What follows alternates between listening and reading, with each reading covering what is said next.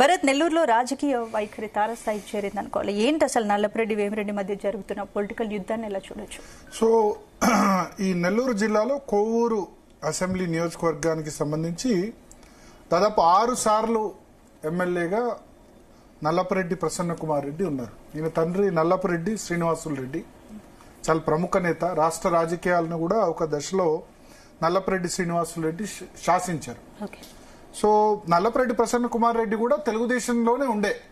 ఇప్పుడు 6 సార్లు గెలిచిన దానిలో ఒక 2 సార్లు టీడీపీ నుంచి కూడా గెలిచారు. 2009లో టీడీపీ నుంచి గెలిచిన తర్వాత వైఎస్ రాజశేఖర రెడ్డి రెండోసారి అధికారంలోకి వచ్చిన తర్వాత ఆయన టీడీపీలో ఉంటూనే వైఎస్కి అనుకూలంగా మాట్లాడుతూ ఆ విధంగా ఆయన దగ్గరయ్యారు. అంతలో వైఎస్ రాజశేఖర రెడ్డి చనిపోయారు.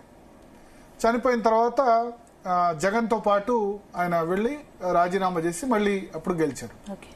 సో ఇది నల్లపురెడ్డి ప్రసన్న కుమార్ రెడ్డికి సంబంధించిన బ్యాక్గ్రౌండ్. ఇక వేమిరెడ్డి ప్రభాకర్ రెడ్డి కూడా వైఎస్ఆర్సీపీకి సంబంధించిన రాజ్యసభ సభ్యుడిగా ఉండేవాడు. అయితే మొన్న ఎలక్షన్ సమయంలో ఆయన చెప్పిన నిజానికి నెల్లూరు ఎంపీ సీటుకు వేమిరెడ్డి ప్రభాకర్ రెడ్డి కంటెస్ట్ చేయాలి. కానీ పార్లమెంట్ సెగ్మెంట్లో తాను చెప్పిన నేతలకి ఎమ్మెల్యే టికెట్లు ఇస్తేనే తను కంటెస్ట్ చేస్తానని వేమిరెడ్డి ప్రభాకర్ రెడ్డి అనడంతో ఆయన సడన్ గా వేమిరెడ్డి ప్రభాకర్ రెడ్డి టీడీపీలోకి జంప్ అయ్యారు. సో అప్పుడు విజయసాయి రెడ్డిని నెల్లూరు ఎంపీగా, రాజ్యసభ ఎంపీగా ఉన్న వ్యక్తిని జగన్ కంటెస్ట్ చేయించాల్సి వచ్చింది. ఇది background. So Vemireddy Prabhakar Reddy Nellore parliament contest చేశారు. వేమిరెడ్డి ప్రశాంతి రెడ్డి ఆయన భార్య, ఆమె కోవూరు ఎమ్మెల్యేగా కంటెస్ట్ చేశారు. సో ఇది బ్యాక్గ్రౌండ్. అంటే వీళ్ళ కోవూరు ఎమ్మెల్యేగా వరుసగా 6 సార్లు గెలుస్తూ వస్తున్నారు నల్లపురెడ్డి ప్రసన్న కుమార్ రెడ్డి. బహుశా నాకు తెలిసి ఆయన 2004లో కూడా గెలిచారో లేదో, 2004 46 సీట్లు వచ్చినప్పుడు కూడా బహుశా గెలిచినట్టున్నారు నల్లపురెడ్డి ప్రసన్న కుమార్ రెడ్డి. అక్కడ చాలా బలమైన నేత. మరి ఎందుకు నల్లపురెడ్డి ప్రసన్న కుమార్ రెడ్డి, ప్రశాంతి రెడ్డి ఇద్దరు నిజానికి దగ్గర బంధువులు, వరుసకు సోదరు కూడా అవుతారు. అయితే ఆయన చేసిన కామెంట్స్ ను మాత్రం ఎవరు కూడా హర్షించరు. 1993లో తొలిసారి గెలిచారు, 94లో గెలిచారు, మళ్ళీ ఒక 2004లో ఒక్కసారి మాత్రమే ఓడిపోయారు టీడీపీ ఎదురుగాల్లో. సో ఆ తర్వాత 2009లో టీడీపీ నుంచి ఆ తర్వాత జగన్ తో పాటు వెళ్లిన తర్వాత నుంచి వైఎస్ఆర్ కాంగ్రెస్ లో ఉన్నారు, మంత్రి పదవి రాలేదు. సో నిజానికి ఏం చెప్తారంటే ఈమె సోదరి వరుస అవుతారు, ఎవరు వేమిరెడ్డి ప్రశాంతి రెడ్డి. సో చాలా డెరిగేటరీ కామెంట్స్ ఆయన ఏం కామెంట్ చేశారంటే ఆమె మీద మాట్లాడుతూ, ఒకటి ఈ వేమిరెడ్డి ప్రభాకర్ రెడ్డిని ఈమె ఎప్పుడైనా హత్య చేయొచ్చు. వేమిరెడ్డి ప్రభాకర్ రెడ్డి ప్రస్తుతం Nellore parliament MP, Telugu Desam party నుంచి ఉన్నారు. రాజ్యసభ ఎంపీగా ఇంతకుముందు వైసీపీ నుంచి ఉండే. సో దీనికోసం ఆమె కుట్ర పన్నుతున్నారు, తన భర్తను హత్య చేసేందుకు ఆమె కుట్ర పన్నుతున్నారు. ఓకే సరే, రాజకీయంలో ఇది చాలా డెరిగేటరీ కామెంట్. దీన్ని ఎవరు ఒక భార్య భర్తను హత్య చేసేందుకు సుపారీ ఇచ్చారు, కుట్ర పన్నుతున్నారు అనే కాకుండా చాలా దారుణమైన మాట మాట్లాడారు. ఈమె బ్లాక్ మెయిల్ చేసి ఆయన పెళ్లి చేసుకుంది. వేమిరెడ్డి ప్రశాంత్ రెడ్డి బ్లాక్ మెయిల్ చేసి వేమిరెడ్డి ప్రభాకర్ రెడ్డిని పెళ్లి చేసుకుంది. ఆయన ఆ బ్లాక్ మెయిల్ నుంచి ఆయన ఇబ్బంది పడుతున్నారు వేమిరెడ్డి ప్రభాకర్ రెడ్డి. అంటే భార్యాభర్తల బంధం దగ్గర కూడా వెళ్లారు. అక్కడితో ఆగకుండా ఇంకా దారుణమైన కామెంట్ చేశారు. వేమిరెడ్డి ప్రభాకర్ రెడ్డికి పెళ్లి చేసుకోవాలంటే ఎవరైనా కన్నె పిల్లని నేను తీసుకొస్తాను, ఈమెను పెళ్లి చేసుకోవడం ఏంటి అని చెప్పి. అంటే అది వ్యక్తిగత జీవితానికి వెళ్ళినట్టు. ఎందుకంటే ఆమెకి సెకండ్ మ్యారేజ్, ఈయనకు సెకండ్ మ్యారేజ్.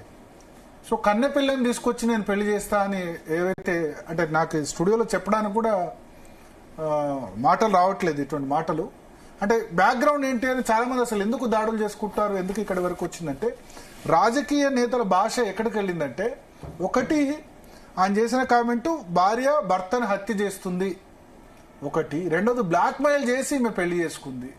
అక్కడితో కాకుండా మా ప్రభాకర్ రెడ్డికి కావాలంటే మేము వేరే పిల్లని తీసుకొచ్చి పెళ్లి చేస్తాం, ఈమెను పెళ్లి చేసుకోవడం ఏంటి అని చెప్పి ఆ విధమైన జుగుప్సాకరమైన భాష మాట్లాడారు. సో దాంతో ఏం జరిగింది, Telugu Desam party cadre, Vemireddy Prashanth Reddy, Prabhakar Reddy followers అంతా వెళ్ళి ఇల్లు మొత్తం ఇంట్లో ఫర్నిచర్ అవంతా ధ్వంసం చేశారు, కారు, ఇంట్లో ఇప్పుడు ఏం లేదు. సో ఇక్కడ ఇప్పుడు ఒక మహిళను ఆ విధంగా మాట్లాడితే ఊరుకుంటారు. ఎందుకు రాజకీయ నాయకులు ఇలా ఆడవాళ్ళని రాజకీయాల్లోకి ఎందుకు లాగుతున్నారు? ఈ పరిణామాలు ఎలా అంటే ఆడవాళ్ళని రాజకీయాల్లో ఒకటి ఆమె ఎమ్మెల్యేగా ఉన్నారు, రాజకీయ విమర్శలు చేయొచ్చు. నువ్వు అభివృద్ధి చేయట్లేదు నియోజకవర్గంలో, లేకపోతే నీవు పలానా అవినీతి చేసావని విమర్శలు చేయొచ్చు. కానీ వ్యక్తిగత జీవితాలకి తొంగి చూడడం చాలా ఎక్కువైపోతుంది.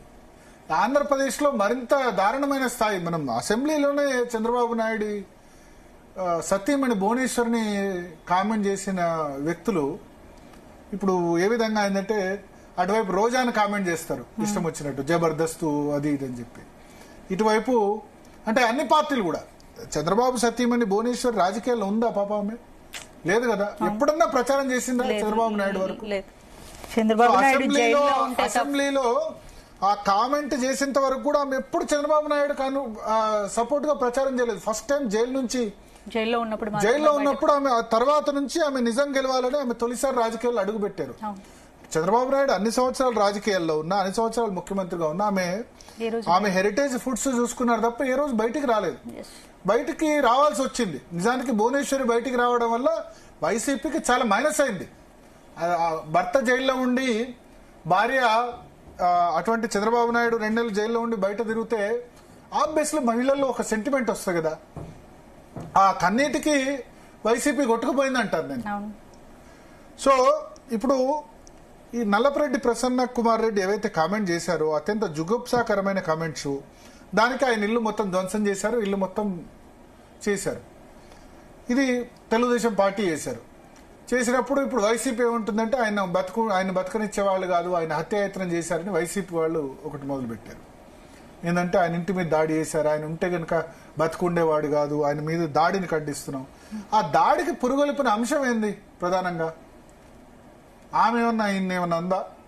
అనలే కదా. సో తప్పెవరిది అక్కడ? నల్లపరెడ్డి ప్రసన్న కుమార్ రెడ్డి. దాన్ని వైసీపీ నేతలు ఖండించాలి కదా.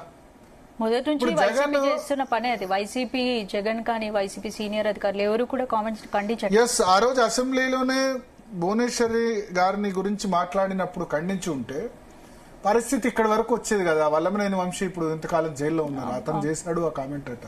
వల్లభనేని వంశీ గాని కొడాలి నాని గాని. సో అటువంటి వాళ్ళకి ఎంకరేజ్మెంట్ చేయకూడదు కదా. ఇప్పుడు నల్లపరెడ్డి ప్రసన్న కుమార్ రెడ్డిని కూడా ఆయన క్షమాపణ చెప్పమంటే నేను జైలుకైనా పోతాను కానీ నేను క్షమాపణ చెప్పను అంటారు. నేను పోయి కాకాని గోవర్ధన్ రెడ్డి అని ఇంకో మంత్రి ఉన్నారు నెల్లూరులో, ఆయన ఆల్రెడీ జైల్లో ఉన్నారు, ఆయన పక్కనైనా కూర్చుంటా కానీ నేను క్షమాపణ చెప్పను, నేను మాట్లాడిన తప్పు కాదంటారు. ఇక నేను మాట్లాడిన తప్పు కాదంటే ఇంకేముంది? లేదు నేను పొరపాట్లో అన్నాను, ఆవేశంలో అన్నాను అంటే ఓకే. కానీ ఆమె ఇన్ని చంపడానికి ప్రయత్నం చేస్తుంది, చంపడానికి ప్రయత్నం చేస్తే ఆయన చూసుకుంటారు, సరే అక్కడ వరకు ఓకే, అది కూడా యాక్సెప్టబుల్ కాదు. తీసుకొచ్చి ఆమె బ్లాక్ మెయిల్ చేసి పెళ్లి చేసుకుంది, లేకపోతే వేరే నీకు కన్నపిల్లనిచ్చి పెళ్లి చేస్తాను అంటే ఎంత దారుణమైన కామెంట్స్ అంటే ఒకసారి మనం విందాం ఆయన ఏమన్నారు. ఎస్, ప్రమాదంగా నువ్వు నిద్రలో ఉన్నా చనిపోతావు, బయటన్నా ఎక్కడో తగ్గి నిన్ను లేపేస్తా, జాగ్రత్తగా ఉండు. ఆ రాత్రిలో నిద్రపోయేటప్పుడు నీ దగ్గర 1000 కోట్లు ఆస్తులు ఉన్నాయి, నువ్వు మంచివాడు అని చెప్పి నెల్లూరు జిల్లా అనుకుంటున్నారు, నీకు మంచి తెలివితేటలు ఉన్నాయని అనుకుంటున్నారు. ఆ చేతుల్లో చిక్కుపోయినావు ప్రభాకర్ రెడ్డి. నువ్వు ఇప్పటికైనా చాలా జాగ్రత్తగా ఉండాలి. నువ్వు నీ ఆస్తి కోసం, నీ డబ్బుల కోసం నిన్ను చంపే ప్రయత్నానికి 2 సిట్టింగ్లు అయ్యాయని మన దగ్గర ఇన్ఫర్మేషన్.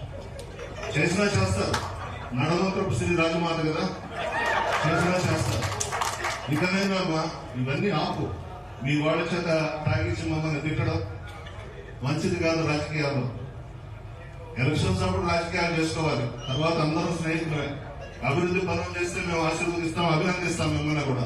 ఇటువంటి పనులు మానుకోండి, మంచిది కాదు ఎవరికైనా కూడా.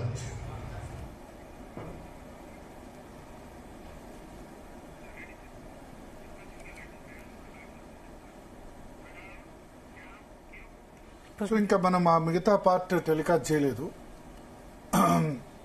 ప్రభాకర్ రెడ్డి అన్నా నువ్వు జాగ్రత్తగా ఉండని ఆయన హెచ్చరించారు. నల్లపరెడ్డి వ్యాఖ్యల వల్లే ఆయన నివాసంపై టీడీపీ వాళ్ళు దాడి చేసినట్టు క్లారిటీ. ఎస్, ఆబ్వియస్లీ అంటే మనం దాన్ని కూడా జస్టిఫై చేయలేం. వాళ్ళు పోలీస్ కేసు ఫైల్ చేసి ఉమెన్స్ కమిషన్ దాన్ని చేసి ఆయన్ని డెఫినెట్ గా ఇప్పుడు ఉమెన్స్ కమిషన్ దగ్గరికి వెళ్తుంది. మొన్న రాజధానికి సంబంధించి అమరావతి వేశ్యల రాజధాని అని ఒక జర్నలిస్ట్ టండ్ అనలిస్ట్ కామెంట్ చేయడం, అదెంత వరకు వెళ్ళిందో అదే సివియారిటీ వెళ్తుంది. బహుశా మహిళా కమిషన్ కూడా దాని మీద యాక్ట్ చేసే వరకు వెళ్ళింది. ఏదేమైనా రాజకీయాల స్థాయి అన్నది దిగజారుతుంది స్పందన. అంటే ఇప్పుడు తెలంగాణలో చూస్తే ఫోన్ ట్యాపింగ్ కి సంబంధించి బిలో ది బెల్ట్ కొడుతున్నారు. హీరోయిన్ల ఫోన్లు ట్యాప్ చేశారని ఎక్కడ ఎటువంటి ఆధారాలు లేకుండానే ఇష్టం ఉన్నట్టు థంబ్నెయిల్స్ పెడుతున్నారు. అన్ని ఛానల్స్, అన్ని సోషల్ మీడియాస్. ఒకవేళ మనం కూడా పెట్టుంటే మనం కూడా వాటి వెంటనే మన దృష్టికి వస్తే వెంటనే తీసేస్తున్నాం. సో తెలంగాణలో ఆ విధంగా జరుగుతుంది. ఆంధ్రప్రదేశ్లోనేమో ఇట్లా మహిళల మీద ఈ విధంగా కామెంట్స్. మహిళా ఎమ్మెల్యేను ఈ బయట ఇంకా ఒకటే నేను ఇంకా ఎక్స్ట్రాడినరీ లెవెల్కి వెళ్ళి ఆయన మాట్లాడారు. సరే, ఏదన్నా ఉంటే వాళ్ళిద్దరు చూసుకుంటారు కదా భార్యాభర్తలు. సో